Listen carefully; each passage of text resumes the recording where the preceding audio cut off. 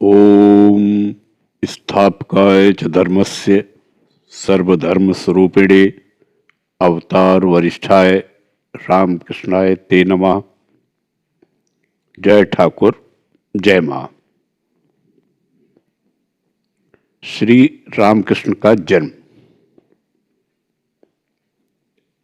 श्री रामकृष्ण लीलामृत। शरद, हेमंत और शिशिर बीत गए।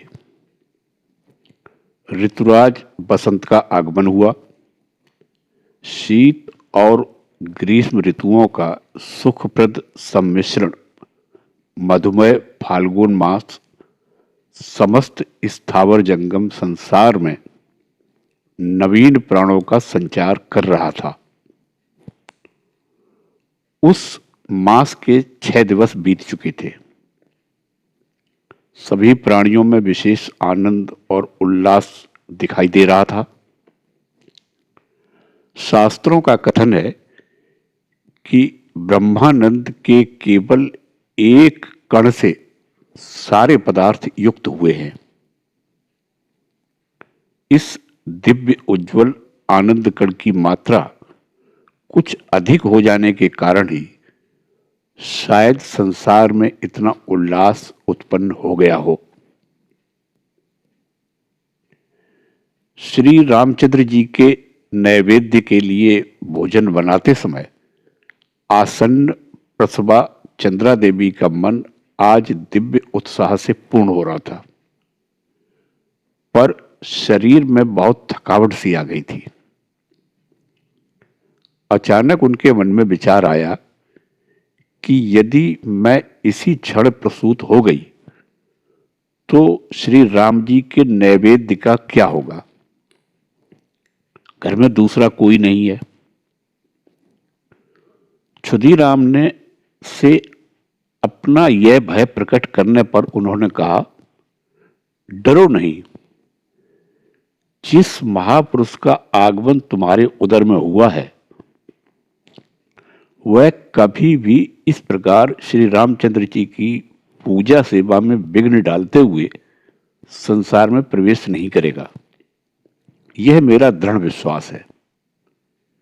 अतः आज की चिंता मत करो। कल से मैं इसका दूसरा प्रबंध करूंगा। और धनी को तो आज से यहीं सोने के लिए मैंने तभी से कह रखा है। इस प्रकार पति के आश्वासन से चंद्रा देवी की शंका का समाधान हुआ और वह अपने गृह कार्यों में निमग्न हो गई। वह दिवस समाप्त हुआ। रात्रि आई। धनी लोहारिन चंद्रा देवी के पास ही सोई थी।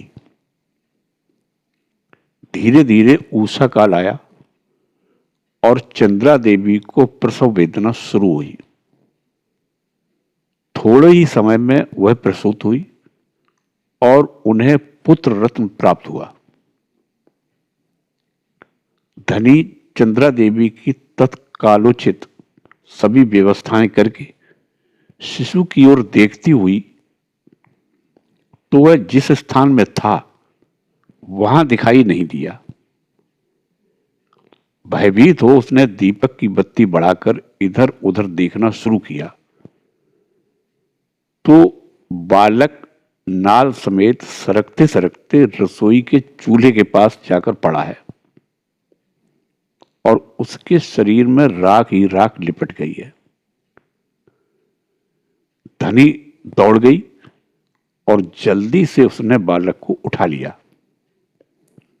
उसके शरीर पर से राख को पहुंचकर देखती है कि वह शिशु रूप में अत्यंत सुंदर है और डील डॉल में 6 मास के बालक के समान बड़ा है। धनी को बड़ा अचरज हुआ और उसने पड़ोसी लाहा बाबू के घर की प्रसन्न आदि स्त्रियों को बुलाकर उस शिशु को उन्हें दिखाया और सब वृतांत बतला दिया।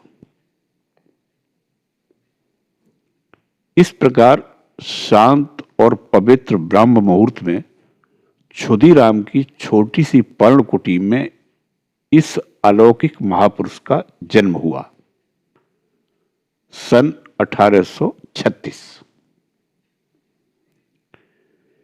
इसके पश्चात क्षुधीराम ने ज्योतिषी से बालक की ग्रह कुंडली के लिए कहा। सके 1757 फाल्गुन शुक्ल द्वितीया बुधवार सन 1836 फरवरी तारीख 17 को आधी घड़ी रात रहते बालक का जन्म हुआ। उस समय पूर्वा भाद्रपद नक्षत्र का प्रथम चरण था। जन्म लग्न में रवि, चंद्र और बुध थे और शुक्र, मंगल और शनि ये ग्रह उच्च स्थान में पड़े थे। उच्च ग्रहों पर गुरु की दृष्टि थी। जन्म कुंभ लग्न के प्रथम नवांश में हुआ। सूर्योदय से ईश काल 59 फल था।